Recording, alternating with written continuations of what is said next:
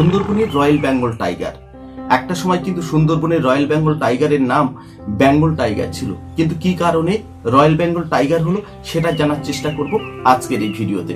আলো tour and travel Sundarban ভ্রমণের বিশ্বস্ত প্রতিষ্ঠান, উন্নত মানের ভ্রমণ পরিষেবা, রুচিসম্মত আহার, মানে আলো ট্যুর অ্যান্ড ট্রাভেলস। 1969 সালে আগে বন্য প্রাণী শিকার করা এক বীরত্বের পরিচয়। তাদের বিশেষ সম্মান জানা হতো, বিশেষ পুরস্কার দেওয়া হতো। বিশেষ করে যারা বাঘ শিকার করতো তাদের বিশেষ পুরস্কারে ভূষিত করা হতো। সুন্দরবনের একটা ভয়ঙ্কর বাঘ ছিল, সুন্দরবনের মানুষের উপর প্রায় আক্রমণ করত। বহু মানুষকে সে খেয়ে ফেলেছে। তাকে হত্যা করার জন্য সুন্দরবনে এমন কোনো শিকারী পাওয়া যায়নি। তাই সুন্দরবন থেকে না, লন্ডন থেকে একজন শিকারী আনা হয়েছিল। আর সেই রয়্যাল ফ্যামিলির সেই ব্যক্তি এসে সুন্দরবনে সেই ভয়ঙ্কর বাঘকে হত্যা করে।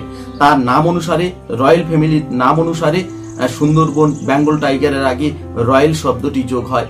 তাই সুন্দরবনের Bengal tiger royal Bengal tiger নামে পরিচিতি লাভ করলো বিশ্বের দরবারে।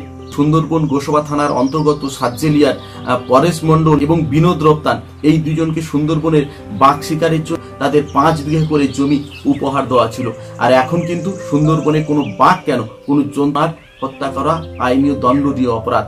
কোনো রকম ভাবে সুন্দরবনের কোনো জন্তুকে হত্যা করা যাবে না, সেটা আইনীয় দণ্ডনীয় অপরাধ।